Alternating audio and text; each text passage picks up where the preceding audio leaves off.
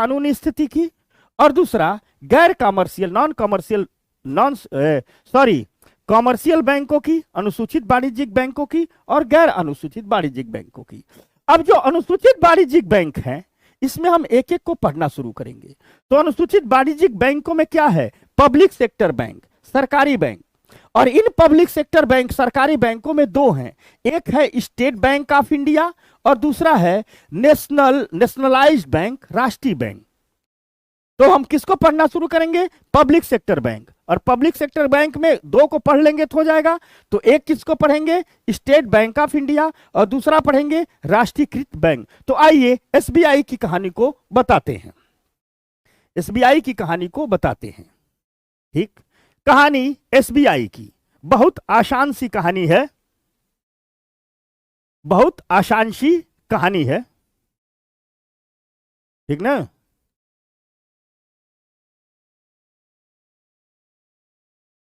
तो कहानी एसबीआई की, तो एकदम कहानी सुन लो। तो आज एसबीआई खत्म कर देते हैं, 10 मिनट का है। राष्ट्रीयकृत बैंक कल बताएंगे। ये सब सीक्वेंस समझ में आ रहा है ना? पहले मुझे आप लोग बताओ, सीक्वेंस समझ में आ रहा है ना? जल्दी जल्दी जल्दी जल्दी जल्दी। हाँ, ये पूछ रहा है कि जालान की रिपोर्ट भारत सरकार और आरबीआई मान ली। हाँ भाई मान ली है, तभी मान ली थी। ये सीक्वेंस समझ में आ रहा है ना? Commercial bank, non commercial bank क्या है, कैसे है, सार्वजनिक क्षेत्र बैंक, जल्दी बताओ जल्दी बताओ। समझ में आ रहा है ना सारे लोगों को? ठीक, ठीक है। तो अब हमने पहला क्या पढ़ा था कि जो अनुसूचित बैंक हैं उसमें पहला क्या है? सार्वजनिक क्षेत्र के बैंक, सरकारी बैंक। और सरकारी बैंकों में दो प्रकार के बैंक हैं। स्टेट बैंक ऑफ इंडिया अलग ही प्रकार का बैंक है, और शेष को कहा जाता है राष्ट्रीयकृत बैंक। जो आपको Punjab national bank, Allahabad bank ये सब दिखता है ना, वो कागज पर राष्ट्रीयकृत बैंक है। तो आइए, अरे वाह वाह, तुम लोग तो मेरे होनहार हो। तो आइए आज कहानी स्टेट बैंक की करते हैं, कल राष्ट्रीयकृत बैंक की करेंगे। तो स्टेट बैंक की कहानी लंबा है, लेकिन 10 मिनट आप धैर्य से सुनोगे तो हो जाएगा, बहुत आसान है। तो स्टेट बैंक की कहानी एकदम इसके उद्भव से बताते हैं, एकदम इसके उद्भव से बताते हैं। तो देखो, जब भारत में अंग्रेजों का शासन था तो भारत कई प्रकार के प्रेसिडेंसियों में बंटा हुआ था। एक थी बंगाल प्रेसिडेंसी, ठीक, एक थी बॉम्बे प्रेसिडेंसी और एक थी मद्रास प्रेसिडेंसी। तो ब्रिटिश काल में क्या हुआ, इन तीन प्रेसिडेंसियों में 3 बैंक खोल दिए गए। ठीक, एक बैंक खोला गया बंगाल प्रेसिडेंसी में, यानी एक बैंक कहां खोला गया? बंगाल प्रेसिडेंसी में। दूसरा बैंक खोला गया बॉम्बे प्रेसिडेंसी में। कहां खोला गया? बॉम्बे प्रेसिडेंसी में। और तीसरा बैंक खोला गया मद्रास प्रेसिडेंसी में। कहां खोला गया? मद्रास प्रेसिडेंसी में। यानी अंग्रेजों के काल में तीनों प्रेसिडेंसियों में एक एक बैंक खोल दिए गए। बाद में आया 1921 का समय, और 1921 में किया क्या गया, इन तीनों बैंकों को आपस में मिला दिया गया, इन तीनों बैंकों का आपस में विलय कर दिया गया। और जब इन तीनों बैंकों का आपस में विलय कर दिया गया तो तीनों जब आपस में मिल गए तो ये कहलाए इंपीरियल बैंक ऑफ इंडिया। यानी इनका नाम क्या रखा गया? Imperial bank of India. इन तीनों को मिलाकर के नाम रख दिया गया इंपीरियल बैंक ऑफ इंडिया। तो यही तीनों 1921 के बाद कहलाने लगे इंपीरियल बैंक ऑफ इंडिया। और ये ब्रिटिश पूंजीपतियों के बैंक थे, अंग्रेज लोगों के बैंक थे। बाद में जब देश आजाद हुआ तो भारत सरकार ने क्या किया, इंपीरियल बैंक की हिस्सेदारी खरीद ली। यानी इंपीरियल बैंक में जो ब्रिटिश पूंजीपतियों के शेयर थे उसे खरीद लिया। और 1 जुलाई 1955 को भारत की संसद में एक अधिनियम लाया गया जिसे एसबीआई एक्ट 1955 कहा जाता है, state bank of India act 1955 कहा जाता है। इसी एसबीआई एक्ट 1955 से इस इंपीरियल बैंक का मालिक भारत सरकार हो गई और यह स्टेट बैंक ऑफ इंडिया कहलाने लगा। और इसकी कानूनी स्थिति हो गई स्टेट स्पॉन्सर्ड बैंक। यह राज्य प्रायोजित बैंक कहलाता है। क्या कहलाता है? राज्य प्रायोजित बैंक कहलाता है। याद रखना, भारत में सिर्फ एक ही बैंक है जो स्टेट स्पॉन्सर्ड बैंक है, राज्य प्रायोजित बैंक है। बाकी कोई बैंक राज्य प्रायोजित बैंक नहीं है। कभी पूछ दे कौन सा बैंक राज्य प्रायोजित बैंक है तो लोग समझते हैं आरबीआई है ना। State bank of India Bharat का, ठीक, भारत का पहला राज्य प्रायोजित बैंक है, क्योंकि राज्य ने सीधे सीधे इसको इसकी हिस्सेदारी खरीद ली और कहा इसका संचालन करेंगे। तो कानूनी स्थिति में state bank of India Bharat सरकार का होता है। एसबीआई एक्ट 1955 से यह स्टेट स्पॉन्सर्ड बैंक है, राज्य प्रायोजित बैंक है, कभी इस बात को भूलना नहीं। यानी यहां यह है इस एसबीआई की कहानी 1955 तक।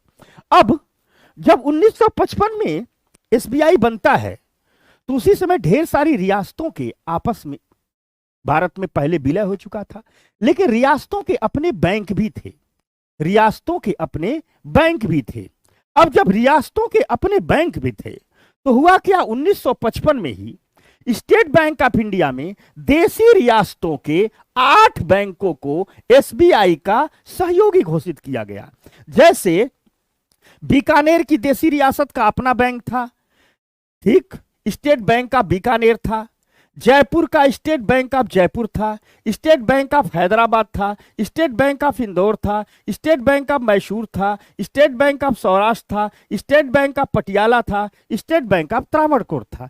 ये देशी रियासतों के बैंक थे। तो कहा गया कि इनका हम स्टेट बैंक में विलय नहीं करेंगे, लेकिन इनको स्टेट बैंक का सहयोगी घोषित कर देते हैं। यानी इनका शीर्ष बैंक क्या हो जाएगा, एसबीआई हो जाएगा, और ये एसबीआई के सहयोगी के तौर पर काम करेंगे। तो 1955 में जो देशी रियासतें थी, ठीक, वही पुराने जो राजा महाराजा थे उनके राज्यों का विलय कर लिया गया था, लेकिन उन रियासतों के बैंक अभी काम कर रहे थे। तो 1955 में इन देशी रियासतों के जो 8 बैंक हैं या 8 बैंक हैं, इन्हें एसबीआई का सहयोगी घोषित कर दिया गया। क्या कहा कि आप लोग एसबीआई का सहयोगी घोषित करोगे, आप पार्टनर बन जाओगे एसबीआई के और एसबीआई की मदद करेगी। यानी 1955 में जब भारत को एसबीआई मिला तो उसको इसी के साथ एसबीआई को 8 सहयोगी बैंक भी मिल गए। कहानी यहां तक चली। तो 8 सहयोगी बैंकों के साथ 1955 से एसबीआई चला आ रहा था। 8 सहयोगी बैंकों के साथ 1955 से एसबीआई चला आ रहा था, लेकिन उसकी स्थिति में परिवर्तन हुआ 1 अप्रैल 2017 को। 1 अप्रैल 2017 को 1 अप्रैल 2017 को भारत सरकार ने निर्णय लिया, समझना एकदम आज आ जाए। 1 अप्रैल 2017 को भारत सरकार ने निर्णय लिया कि ये जो 8 सहयोगी बैंक हैं, जो 1955 से ही एसबीआई के सहयोगी बनते चले आ रहे हैं, अरुण जेटली जी ने इस निर्णय पर बहुत काम किया था, तो भारत सरकार ने 2017 में निर्णय लिया कि 1955 से ही ये जो सहयोगी बैंक चले आ रहे हैं, इससे काम में डिस्टर्ब होता है, इन सब का स्टेट बैंक में विलय ही कर देते हैं, सीधे मिला ही देते हैं। समझ में आ गई बात। तो 1955 से तो ये चले आ रहे थे, लेकिन 1 अप्रैल 2017 को कहा गया कि स्टेट बैंक ऑफ इंडिया की जो 8 सहयोगी बैंक है, साथ ही साथ स्टेट बैंक ऑफ इंडिया का एक और बैंक था जिसे भारतीय महिला बैंक कहा जाता था। जिसे कहा जाता था भारतीय महिला बैंक। इसकी सब कर्मचारी सिर्फ महिला हुआ करती थी। तो 1 अप्रैल 2017 को भारत सरकार ने निर्णय लिया कि जो भी एसबीआई के 8 सहयोगी और एक भारतीय महिला बैंक है, यानी एसबीआई के जो सभी सहयोगी बैंक हैं और एक भारतीय महिला बैंक है, इन सब का एसबीआई में विलय कर दिया जाए, अब कोई सहयोगी होगी न रहे। तो 1 अप्रैल 2017 को इन सब का विलय कर दिया गया। यहां तक कहानी हो गई। वर्तमान स्थिति, वर्तमान सिनेरियो यह है कि वर्तमान में एसबीआई का कोई सहयोगी बैंक नहीं है। अब एसबीआई का कोई भी सहयोगी बैंक नहीं है। भारतीय स्टेट बैंक की अगर वर्तमान की स्थिति देखी जाए तो वर्तमान में यह भारत का सबसे बड़ा बैंक है। सबसे बड़ा बैंक है, जो एसेट मार्केट है, जो संपत्तियों का मार्केट है। अब कहोगे संपत्ति का मार्केट मतलब, मान लीजिए एसबीआई ने किसी इंडस्ट्री में 15% का शेयर खरीदा हो, तो उस इंडस्ट्री में 15% संपत्ति बैंक की है कि नहीं है। मान लीजिए एसबीआई खुद ही किसी सीमेंट कंपनी में हिस्सेदारी खरीदा हो, एसबीआई किसी रियल एस्टेट में हिस्सेदारी खरीदा हो, ठीक। तो अगर आज की बात की जाए तो भारतीय स्टेट बैंक भारत का सबसे बड़ा बैंक है। टोटल जो एसेट मार्केट है, संपत्तियों का मार्केट है, संपत्तियों के मार्केट में एसबीआई की 23% की हिस्सेदारी है। यानी भारत में जो भी संपत्तियां हैं, फंक्शन कर रही हैं, उसमें एसबीआई की 23% की हिस्सेदारी है जितने भी बैंकों की संपत्तियां हैं। अगर टोटल मार्केट की संपत्तियों की बात की जाए तो एसबीआई की 23% की हिस्सेदारी है। अगर हम लोन और डिपॉजिट मार्केट की बात करें, यानी भारत में कितना पैसा जमा हुआ है टोटल बैंकों में, तो उसे क्या कहते हैं? Deposit market.